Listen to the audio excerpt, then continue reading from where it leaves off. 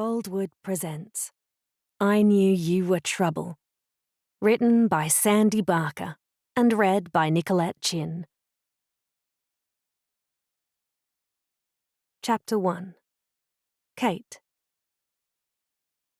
I've just pulled on my oversized Gilmore Girls t-shirt, a relic from my teens and my go-to for maximum comfort, when the buzzer to my flat bleats.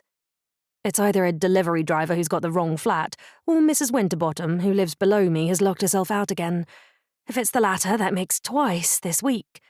I've told her I'm happy to take her rubbish out, but she insists that 90 is the new 80, and she's entirely capable of doing it herself. Only she needs to remember her keys. I cross the lounge and press the intercom button. Hello? Hello, is this Kate Whitaker? Asks a deep, husky, slightly accented voice. Yes? I reply instinctually. Maybe I did order something and I've forgotten. My name is Willem de Vries, he says, and I pinpoint the accent. Dutch, though it's unclear why a delivery driver is introducing himself.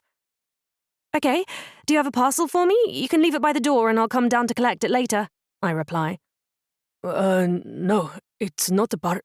I have something to tell you. Something important. Can I please come inside? Intriguing. But no matter how much he's piqued my curiosity, I'm a single woman who lives alone. I'm also trouserless. I am not inviting a stranger into my flat, no matter how sexy his voice is. What's this concerning? I ask, but there's no reply. Bugger, I mutter. The intercom must have timed out. I wait, poised to answer if Willem de Vries buzzes again. He does. Hello? Hi, I reply. Can you tell me what this is about? Please, I add, remembering my manners. But rather than answering, he sighs so loudly I can hear him over the intercom. It's important, Kate. Please, I need to speak to you. I understand if you don't want me to come inside, but look, I passed the pub on the corner. How about meeting me there? When? Now. Oh, I hadn't expected to be going anywhere. It's been an intense week at work, and I'd planned on a lazy Friday night on the sofa, watching something mindless and eating the rest of the curry I ordered in last night but didn't finish. I could just tell Willem de Vries to sod off. If it's that important, why won't he tell me over the intercom? But then again, he has me intrigued, and I suppose that a crowded pub, one where I'm known by the staff and some of the local patrons, will offer some security. Fine, I'll be there in 5 minutes, I say. Actually, make it 10, I add, giving me an extra few minutes to make myself presentable, and to conduct a swift internet search on Mr. de Vries. Before he can respond, I release the button on the intercom and start Googling Willem de Vries, con man. As expected, for 6 p.m. on a Friday, the pub is teeming. Mostly with locals, and I say hello to the ones I know. There are also a handful of tourists who stand out with their day packs and weary, slightly sunburnt faces. I scan the dark interior, sending a wave to Dave behind the bar, who smiles back, but I don't see anyone who might be Willem de Vries. All the men are here with at least one other person. Hello, Kate. I turn towards the voice, coming face to formidable chest with Willem, even though I'm 5'8". I take half a step back, craning my neck to meet his eyes. Thor. The man looks like Thor. Well, the Hemsworth's version, and from the third film, after those signature golden locks have been shorn off. Strong jaw, high cheekbones, intense blue eyes under sexily arched dark brows, lips the colour of the last lip stain I bought, grossly unfair when men's lips are naturally that colour, and a 5 o'clock shadow. And he's built like a god, I note as my eyes drift to his biceps. It's ridiculous how handsome he is. Willem, that is, not Hemsworth, although he is too, I suppose. He extends his enormous hand for me to shake, and I do, mine instantly swallowed by his. Hi, I say, so distracted by his eyes all my other words have dried up. I don't think I've ever seen that exact shade of blue before. I will myself to break eye contact and scout for a table. There aren't any free inside, so I signal towards the door. Shall we look for a table outside? I ask, and, not waiting for an answer, I head out. I snag the end of a picnic table where we can sit opposite each other, and Willem slides onto the bench, then rests his muscular forearms on the table. Sorry, he says. I should have asked if you wanted something to drink. That's okay. As soon as you can tell me whatever it is, I'm going back to my flat. A frown mars his perfect features, and his lips disappear between his teeth. A few moments pass with him studying me intensely, which is beyond disconcerting. Whatever he has to tell me, and I've been racking my brain since he buzzed my flat, I can tell it's not good. It's obvious I haven't inherited a cupcake shop by the sea from a long-lost aunt, or a bookshop. Just tell me, I say, impatient for him to spit it out. He nods, releasing his lips from between his teeth. You're engaged to John Dunn, yes? Oh, God, I've been so thrown by a strange man showing up out of nowhere, I never imagined this might be about John. What a rubbish fiancé I am. Is he all right? I ask, suddenly panicked. And how do you know John? Willem takes a deep breath as if he's steeling himself, which is even more unsettling, if that's possible. Unease lands heavily in my chest, and my breath catches. Willem, is John okay? As far as I'm aware, yes. I breathe out a sigh of relief, but I'm still confused. So, how are you connected to John? Do you work together? It's plausible. There must be commercial pilots who look like Hollywood actors, right? No, we don't work together. I know of Dunn through my sister. Okay. God, I wish he'd get to the point. He's really dragging this out. And why is he referring to John by his last name? Dunn is her fiancé. The words seem to float in the air between us. But they don't make any sense. They can't make sense. Because John is engaged to me. He has been for 3 months. He proposed to me on the observation deck of the Shard, and after I said yes, he took me to dinner at Obelix. Dunn is her fiancé. I stare down at the enormous solitaire affixed to the platinum band encircling my ring finger. John chose it. I would have chosen something smaller, less ostentatious, but he said he wanted everyone in the world to know that I was engaged. Engaged to him. I don't understand, I say eventually, my voice strangled. I look up from the ring, meeting Willem's eyes. Then something occurs to me. Wait, do you mean he was engaged to your sister? As in past tense? No, Dunn is engaged to both of you. Present tense. He adds, to drive the point home.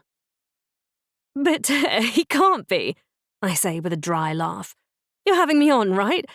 Wait, did Margot put you up to this? Because if she did, I will throttle her. He places one of his enormous hands on my forearm, silencing me instantly. When I'm quiet, he takes it away. I don't know anyone named Margot, he says steadily. I fix my eyes on his, drawing strength from his calm demeanor. Because, despite wishful thinking that this is a sick prank perpetrated by Margot, my cousin and closest friend, deep down, I believe he's telling the truth. What I do know, he continues, is that my sister, her name's Adriana, recently got engaged to a man she barely knows, a man I've never met. So I looked into him. I latch on to the detail with the least power to derail my entire life. You looked into him? You mean you investigated him? Yes. How? I ask, imagining Willem engaging a private investigator, an old-school one with a cluttered office, a sassy receptionist, and nicotine-stained fingers. I'm a cybersecurity consultant. I have access to information, and I know what I'm looking for. Mostly. It sounds simple when he puts it like that, though plainly it isn't. Which is how you found me? I ask quietly. Yes. I drag my eyes from his tractor beam gaze, dropping them to the table where someone has roughly carved S and B into one of the slats. My mind starts vomiting up vignettes of me and John, which appear then vanish in quick succession. Michelin star dinners at Le Gavroche, watching the world's greats play at Wimbledon, champagne brunches at Duck and Waffle on a Sunday morning, wandering through Hyde Park with takeaway coffees and stopping to pet other people's dogs. I'm really sorry, Kate, says Willem gently. It must be a shock. That's why I wanted to tell you in person. I jostle my head to dislodge the romantic snapshots, because there are other memories lurking, more sinister ones, and they skulk into view, mocking me. John excusing himself to take a hushed phone call in the other room. John suddenly leaving at 11 p.m. because the airline needed him to fly to Cairo at late notice. John not introducing me to his only family member, an aged mother who's in a care facility in Harrow, despite me asking numerous times. John dismissing my questions about his life before me with, "Oh, you don't want me to bore you with all that." Were these instances of John's double life intruding on ours? Something else occurs to me. John rarely wanted to stay in, always insisting that I put on something nice and we go out. A sickening feeling washes over me. Is everything I feel for John one-sided? Am I simply someone to wear on his arm? Wait, I say, my head snapping up. Are you positive they're the same person? There must be dozens of John Dunns. What proof do you have that my John is the same man who's engaged to your sister? These are the desperate questions of a woman who knows better, but grasping at straws is far more palatable than admitting I've been deceived, that John is cheating on me. It's also easier than questioning the very nature of our relationship. Willem presses his lips together, his jaw pulsing, then he reaches into the messenger bag by his side and takes out a document-sized envelope. He sets it on the table between us, his fingertips resting on it lightly. This is a summary of the evidence I've collected to date, but I suspect there is more to uncover. More to... I look at the envelope, my heart pounding and my stomach lurching. I lift my gaze. I think I'm going to need that drink after all. Kate? Seriously? What the actual F? Margot is sitting cross-legged on the floor of my lounge, surrounded by the evidence Willem gave me at the pub. It's obvious she's shocked, and it takes a lot to shock someone like Margot. She's usually the one doing the shocking. I mean, this, she continues, holding up the page she's been reading. This is irrefutable. I know! I squeak from the sofa where I'm curled up in the corner, legs tucked beneath me. Her eyes soften, bathing me in her unique brand of love as dozens of thoughts play behind her intelligent brown eyes. Margot is my only cousin on my dad's side. She's 18 months older than me, and because her mum died suddenly when she was a baby and her dad worked away a lot, picking up odd jobs whenever he could, she mostly lived with me and my parents. Essentially, we grew up as sisters, even though we look nothing alike. She's petite and wiry, with olive skin, a round face, and large brown eyes, almost pixie-esque, especially now that she's dyed her close-cropped hair bright pink. Then there's me, tall and willowy with wavy dark blonde hair, a pale complexion, green eyes, and attractive but otherwise nondescript features. Total opposites. Regardless, Margot is my closest friend and fiercest ally, and as soon as I called with my news, she abandoned her Friday night plans, a feminist poetry reading at a bookshop in Soho, and came right here.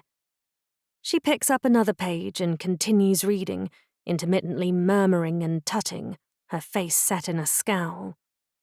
As she reads, I eye the slew of papers littering the rug. Ostensibly, I've read every page, twice, but only some of the details have stuck. After a while, the revelations were so extreme the words began swimming on the page, and an odd sort of numbness came over me. Regardless, it didn't take long to get the gist. John lied. About pretty much everything, and he's currently engaged to both me and Adriana de Vries. Memories of us start popping up again, only now they have the word lies stamped over them in fat red letters. Was anything he told me true? Was any aspect of our relationship real? Bastard! Margot hisses, snapping me back to the present. She haphazardly gathers up the pages and shoves them into the envelope. So, what do we do now? She asks. What do you mean? She gets up and joins me on the sofa, sitting sideways and giving me a pointed look. I mean, how are we going to get back at the prick? Wait, we? I ask, struggling to form a coherent thought. Yes, we. I'm hardly letting you handle this alone. Bastard, she says again. I never liked him. Wait, really? I ask, sitting up straighter. Really, too cagey. He would never answer a direct question. It was always a convoluted response. Major red flag. I mutter, more pieces of the puzzle slotting into place. I suppose you're right. I am. Anyway, setting aside that he was never right for you, I'm not really in the mood for I told you so right now, I interject. Exactly. So setting that aside, she says, missing my point entirely, we need a way to get back at him. I don't know, Margot. This is all so fresh. I've barely got my mind around things. I'm not ready to start plotting revenge. I don't mention that I'm not really a revenge sort of person. That's more Margot's domain. And if I don't immediately quash her enthusiasm, she'll have me logged onto the dark web looking for mercenaries before bedtime. Besides, I say, there's something else that takes precedence over dealing with John. She blinks at me, confused. What could possibly take precedence over chopping John's bollocks off? Margot has always had a rather graphic turn of phrase, more so since her divorce, a nasty, drawn-out affair that consolidated her hatred of almost all men. My dad is one of the few exceptions. I've been asked to go to Amsterdam, I reply. Amsterdam? For what? To help Willem. His sister, the other fiancé, she doesn't believe I exist. She thinks Willem made me up to prize her away from John. You're not serious, she says with a scoffing laugh. I am serious. He's asked me if I can go next weekend. If you can go? Of course you can, Kate, but you need to consider if you should. She slowly shakes her head disbelievingly. God, this is like something out of one of those books you're always reading, the ones with the black covers. She means the domestic noirs I like to escape into, and she's not entirely wrong. This is like the plot of a novel. My fiancé's fiancé, coming to a bookshop near you, she says in a deep voice. She chuckles at her own joke. If you're going to make fun, you can leave. Her laughter dies. Sorry, but you have to admit, it's... I glare at her and she abandons her point, reaching over and patting my arm instead. I really am sorry, Kate. It's a shitty, shitty thing he's done, and I'm here for you no matter what, all right? It's rare Margot shows her serious side, but of everyone in my life, she's the person I can count on the most. Thanks. Now, tell me more about the fit brother. Does he really look like Thor? My cheeks instantly flame, and I try my best to stifle the smile, but it appears anyway. Aha, she says, waving a finger at me. You fancy him? Well, yes, he's a very handsome man, but a little perspective, please. I've just found out my fiancé is a fake. It's hardly the time to indulge in sexy thoughts about another man. Au contraire, dear cousin. This is exactly the time for that. And not only thinking about him. She shimmies her shoulders and raises her brows suggestively. Laughter erupts out of me, a much-needed release after the evening's revelations. My love life may be in tatters, but at least my sense of humor is intact. For now, anyway. Chapter 2. Kate. I jolt awake from a fitful sleep, feeling disgusting. My mouth's dry, my stomach is roiling, and my head might explode any second now. I'm completely wrung out, like if a used tissue were a person.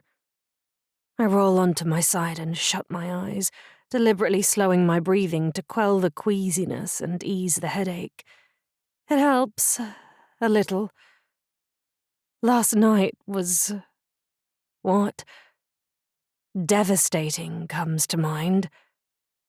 My engagement is a lie. I conjured John's face in my mind, tightness creeping into my chest. I was delighted when I met him through the matchmaking agency. He was everything I was looking for, or thought I was. He's attentive when we're together, yet he also loves how independent I am, that we're not one of those couples who needs to spend every waking moment at each other's side, perfect for someone as career-oriented as I am.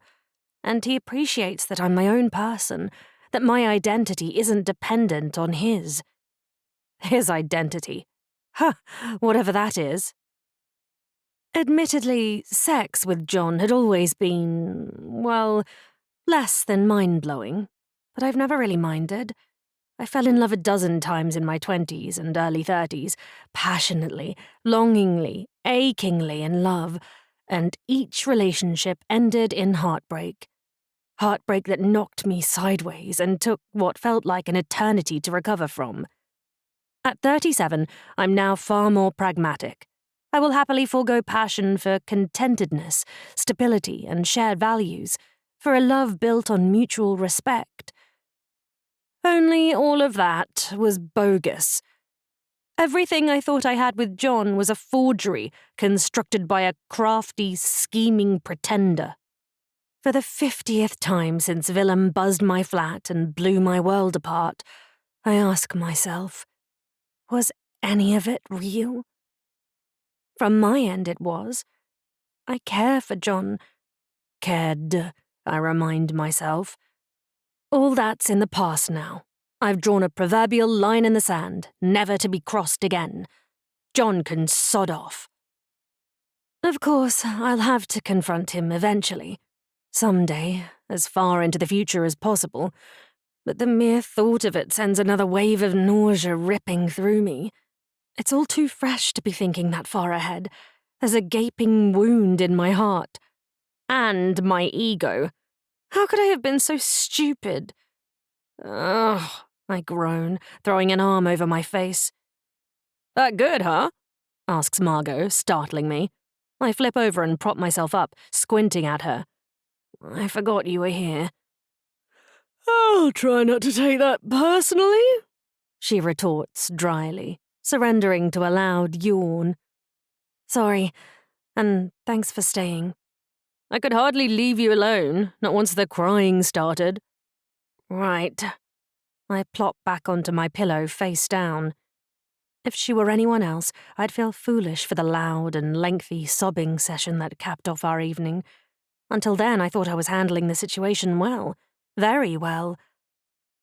After we put away the envelope of secrets, as I dubbed it, we ordered takeaway. Then Margot insisted we open the bottle of champagne I'd been saving for a special occasion. In her mind, my emancipation from John's evil clutches, her exact words, was a special occasion. I relented, raising my glass to toast the lying bastard, then downing a third of it in one go. We drank the rest of the bottle while we waited for our food to arrive, Margot entertaining us by listing all the things she disliked about John. Apparently his caginess was the tip of the iceberg. And when she said, "And he's so dull," I burst into tears. because in many ways John is dull, but I've always looked past it because he's so thoughtful, always sending me sweet messages and bringing me trinkets from his travels. Was so thoughtful, I reminded myself again, past tense. Though how thoughtful is it to deliberately deceive your fiancé? Make that fiancé's. By the time our takeaway arrived, I was too distraught to eat, and Margot put me to bed. That may explain the queasy stomach, half a bottle of champers and no food. "I'll put the kettle on," says Margot, springing out of bed. She pauses at the door. "And then we're making a plan." Ugh, I groan again. "Can't I at least take the day to get my mind around things?" I ask, my voice muffled by my pillow. "No, you can't." I turn my head and peek at her through my lashes. She has her arms folded across her chest. "Do you think John's out there taking the day?" "That makes no sense," I reply. "Why would he—" "Of course he isn't," she continues, talking over me. "He's probably somewhere wooing fiancé number 3 by now. I'm telling you, Kate, we need a plan. We need to take John down." "Fine," I say, more to shut her up than anything. It does the trick, for now anyway, and she leaves. Moments later, she's banging about in my kitchen. She must open every cupboard before she finds the one with the mugs. Anyone would think she'd never been here before. We need a plan. What I need, is to contact the matchmaking agency and ask them how in the hell someone like John got on their books. Though maybe they did everything they could to screen him. If he successfully lied to me and Adriana, then he probably lied to them as well. God, I hope there aren't more of us out there. And it's not only Margot who suggested there might be. Willem said the same thing before we parted ways at the pub. Something comes to me. Or rather, someone. A possible ally to help me untangle this god-awful mess. I kick off the duvet and, ignoring the protestations from my body, get up and go into the kitchen. "Hey, Margot, I have an idea." "You seriously met John through a matchmaking agency? You told me you met through friends." "That was a lie, a little white lie," I add hurriedly when Margot's expression sours. "John was embarrassed about using a matchmaker, so—" I shrug apologetically as her eyes bore into mine, her mouth taut and downturned. Another black mark against John's name, and possibly mine. "Well, it's moot now anyway." She waves her hand and I'm instantly forgiven. "So who's this other matchmaker then?" "She's called Poppy Dean, and she's with the Ever After agency." Margot snorts. "Is it really called that?" "Yes, but it doesn't matter what it's called. What matters is that I really connected with Poppy. She's a lovely person, whip-smart and an all-round good egg." "Only not a good matchmaker." "Why do you say that?" I ask, taking offence on Poppy's behalf. "Because you signed on with 2 agencies at the same time and she was pipped at the post." "Yes, but Poppy didn't match me with a 2-timing liar, did she?" "No," I say, answering my own rhetorical question. "That was Arabella." "So why not go see Arabella then? She caused this mess. She should clean it up." "Because," I say feebly. How can I make Margot understand when, of the 2 of us, she's making the most sense? I should go back to Arabella at perfect pairings, but I don't want to. I never warmed to her, and I'm not convinced she'd be a sympathetic ear. She'll be one of those we did everything we could people, fobbing me off with a non-apology and a shrug. Oh, God. Did I convince myself that John was a good match so I'd no longer have to deal with Arabella? God, there are so many layers to this. It might be years before I untangle it all. "Because—" Margot probes, bringing me back to the conversation. I hedge, picking tiny bubbles off my pilled pajama bottoms. "Look, you'll need to inform them at some point," she continues. "They need to know who they're dealing with, and they should report him." "To whom? It's not like there's some sort of policing body for tossers who lie to their fiancés." She tilts her head, partly in sympathy and partly to make her point. I know, I need to tell them, and I will, but I still want to talk to Poppy. Margot sips her coffee, wearing a far-off look. Hang about, she says, her eyes lighting up. She leans forward, her coffee mug now at a precarious angle, and I grimace at the thought of her tipping coffee over my cream-coloured sofa. But she doesn't seem to notice that she's about to spill, nor my reaction. Do you think this Poppy gal would help you get revenge on John? She asks. I recoil. No, that's not why I'm not asking her to do that. She stares at me for a moment, then sits back against the sofa, letting me off the hook, and saving me half a can of upholstery cleaner. Well, in that case, she says, her brows raised matter-of-factly. After I finish my coffee, I'm off to the nearest garden centre for a pair of gardening shears. Gardening Her meaning lands, and I can't help but chuckle. Then I remember who I'm talking to. A proud, man-hating divorcee. Margot, no, I say firmly, which makes her laugh. Clearly, John had better watch out. Facing the wrath of Margot makes lifting the lid on Pandora's box look like tearing open a bag of crisps. I'm positive her ex-husband would agree. She continues sipping her coffee, still chuckling to herself, and I'm about to go and put the kettle on again when Bruno Mars's Just the Way You Are blares from my phone. I stare at it in horror. That's John's ringtone. Is that? Asks Margot. Unable to speak, I meet her eyes and numbly nod. I must look like I've seen a ghost, as I suddenly feel faint and clammy. We wait out several bars of the Chipper song, one I will immediately change to Taylor Swift's I Knew You Were Trouble, and when the call finally goes to voicemail, I expel a loud sigh. What do you suppose John the Con has to say? Asks Margot. John the Con? I ask, scrunching my nose in distaste. Do you prefer Arseface? Actually, yes.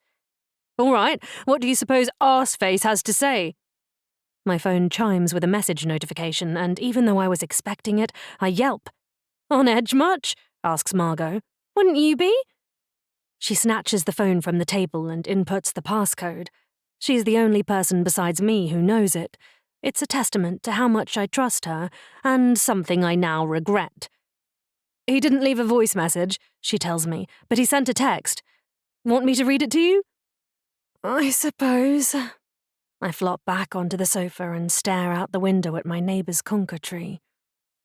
Margot reads aloud, adopting the unflattering, plum-in-the-mouth voice she uses when mimicking John. Hello, darling. Missing you so much. Looks like I'm needed for another week on the Marrakesh-Madrid route. Back in London as soon as pass. Kisses. Bloody hell, he's laying it on a bit thick, isn't he? And he's added far too many emojis for a grown-ass man. I feel ill. Margot sets down the phone and looks at me, her sarcastic expression falling away. I would too, hun. He's not even a fucking pilot. I know. From what I can tell, the only truth he's told me is that he's British.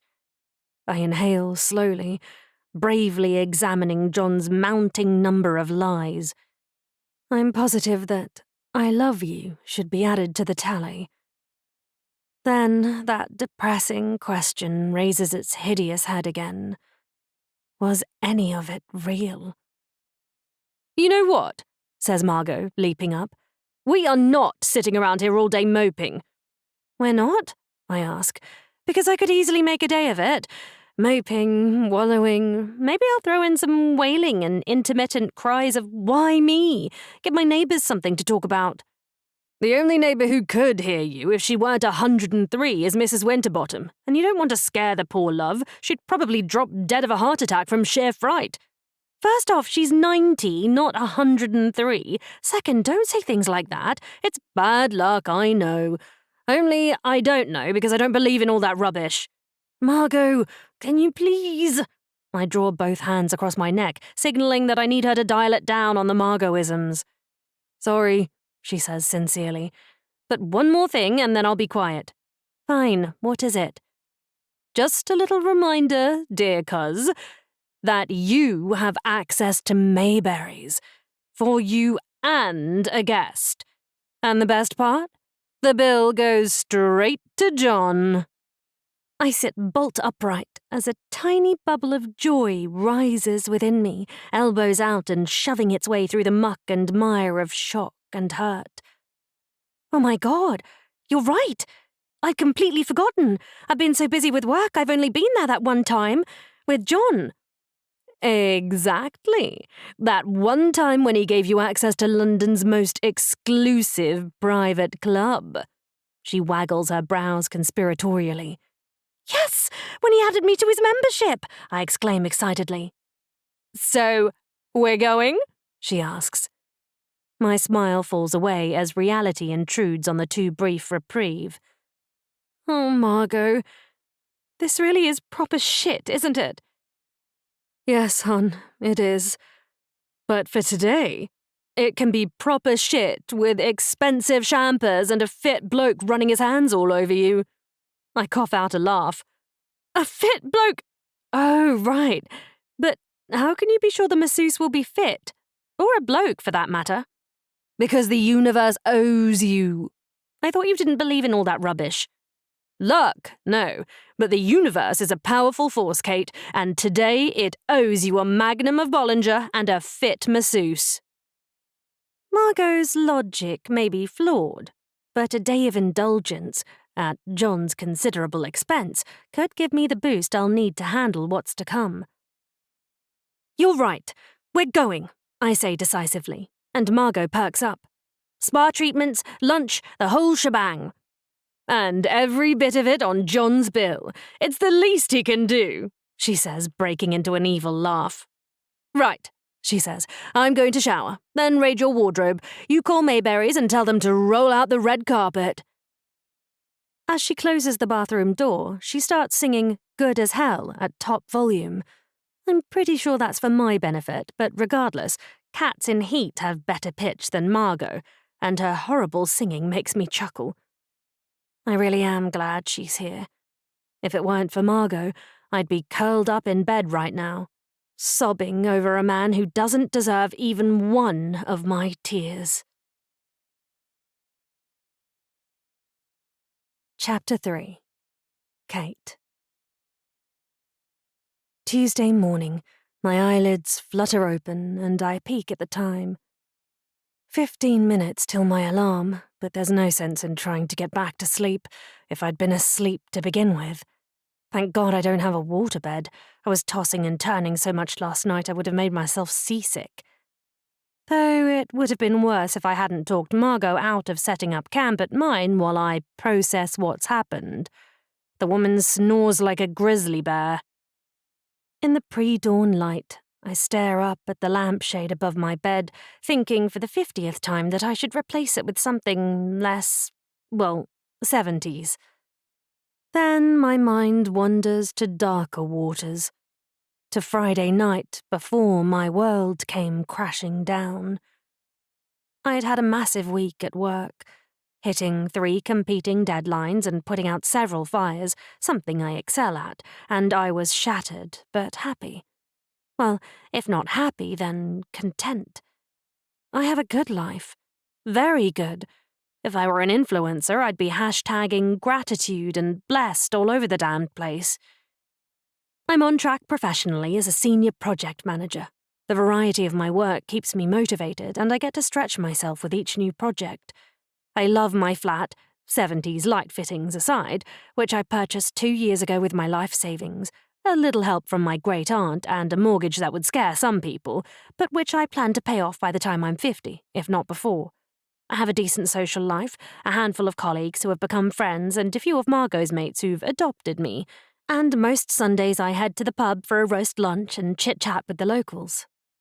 Rounding out this audit of my, until 4 days ago, contented life, I'm engaged. To a scam artist, I mutter out loud. Ugh, I groan, scrubbing my hands over my face. And it was Kate, was engaged. I lift my left hand, much lighter now I'm not wearing that, let's face it, monstrosity, and I run my thumb over the pale, ring-shaped indentation where the ring used to be. I took it off on Friday night and shoved it in a drawer under the tatty knickers I only wear when I've got my period. I stupidly forgot to put it on for work yesterday. A bare ring finger raises suspicions, and I'm not ready yet for pitying looks from my colleagues. And eagle-eyed Sue asked where it was. I told her it was being cleaned, but I won't be able to use that excuse forever. At some point, I will have to end this engagement, and then I'll have to tell everyone it's off, enduring whatever well-meaning words pop out of their mouths. I suspect, based on something Margot let slip while we were at Mayberry's getting facials, that my parents won't be disappointed. And what's the etiquette for keeping a ring given to you by a cheating liar? Maybe I can sell it back to the jeweller. No doubt it would be a significant sum, making a nice dent in my mortgage. Although I can imagine Margot's reaction if I don't spend the money on something less practical, like one of those ridiculous designer handbags she's had her eye on since I can remember. Who spends thousands of pounds on a handbag? I reach for my phone, habit, and check my messages, also habit. My loins, and the rest of me, are heavily girded for a message from John telling me how much he misses me all the way from Madrid. I have no idea where he really is. He could be right down the road for all I know, laughing his arse off at how gullible I am and congratulating himself for duping me. I navigate to my messaging app. Nothing from John, thank God, but there is one from Willem, and my telltale heart flutters. I ignore it. No matter what Margot says, crushing on Willem is a terrible idea. Besides, I'm sure it's only happening because my subconscious is in chaos and it's trying to distract me. Look, Kate, look at the handsome man who would scoop you up in his arms and carry you upstairs without breaking a sweat, then do wicked, wicked things to you with those enormous hands of his. Other parts of him are probably enormous too, I mutter, making myself snigger. I read the message. Adriana plans to introduce Dunn to our parents next week. I could really use your help. Oh, right. I haven't agreed to go to Amsterdam yet. The smile falls from my face as unease ripples through me. It may be the right thing to do, but am I ready to entangle myself further in John's web of lies? Lies, such as John saying he was going to be in Sweden next week, not Amsterdam, flying the Stockholm-Bangkok route for 2 weeks. He probably Googles flight routes and picks the ones he likes the sound of. I can't imagine where he gets all the trinkets he brings me. A tiny carved Buddha from Thailand, lingonberry jam from Sweden, a silk scarf from Istanbul. Does he simply order them online? He must have a great laugh at my expense when I ooh and ah over them. I read Willem's message again. If it weren't for him, I wouldn't even know I was one of 2 women engaged to the same man. Does that make me indebted to him? My alarm chimes while I'm holding my phone, catching me off guard, and I turn it off, shelving that question for another time. I fling back the duvet and climb out of bed, heading straight to the shower. Big day today, and I'm of 2 minds about it. One of those minds is dreading going into work. This is a first for me since I landed my dream job at Elevate, a coaching organization for C-level executives.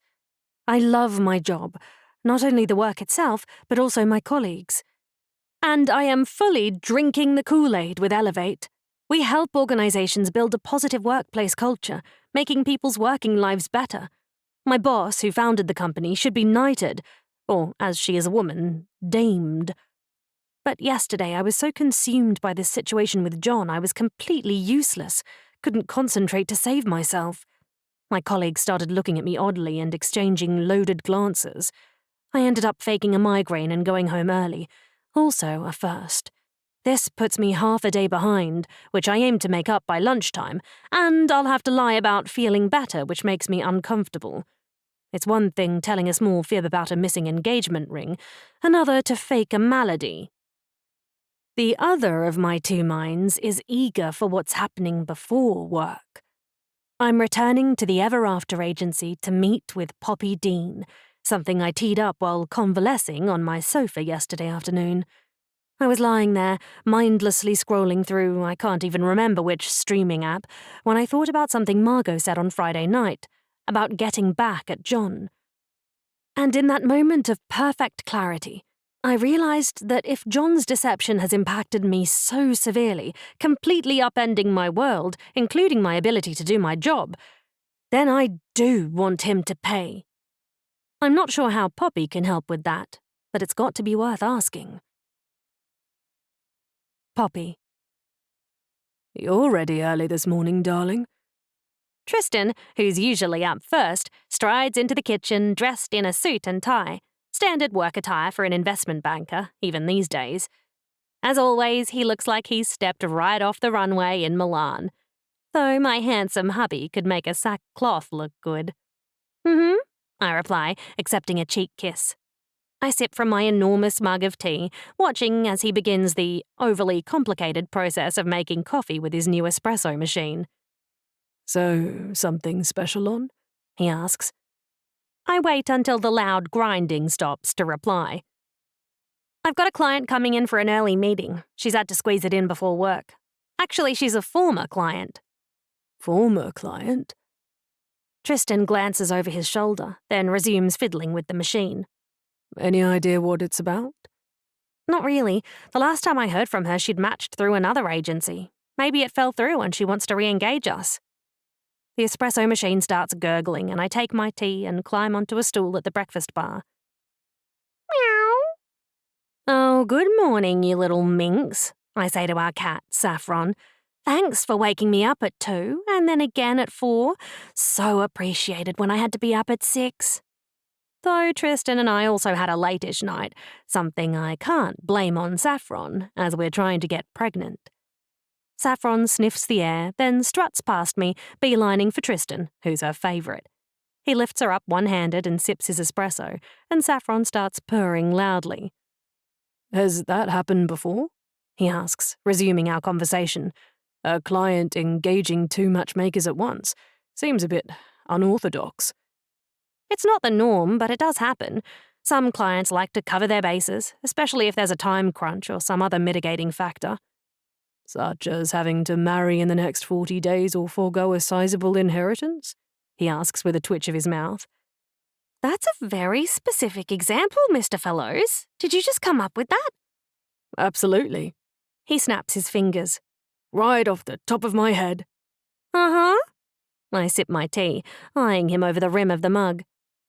And if I follow that example through to its logical conclusion, I believe I should have engaged a second or even a third matchmaker when I signed on with Ever After. Isn't that so, Ms. Dean? He asks, his eyes twinkling. Oh, absolutely, I deadpan. It was grossly remiss of you to put all your eggs into one basket. I mean, it worked out for you. I stare at him wide-eyed, impressed that I'm keeping a straight face. And for you, I would hope, he asks, frowning. Other than breaking the cardinal rule of falling in love with my client and risking my career, a career that I love. Tristan's frown deepens, and I'm not entirely sure we're still playing. I reach across for his hand and clasp it. Yes, I say quietly. It worked out for me as well. Better than I could have imagined. He breaks into a broad smile, then lifts my hand to his lips and kisses it. I knew it, he says with a wink. I snatch my hand away and he sniggers. You cheeky bugger, I chide, which makes him laugh out loud. I hold off as long as I can, giving him my best I'm being serious glare before I start laughing.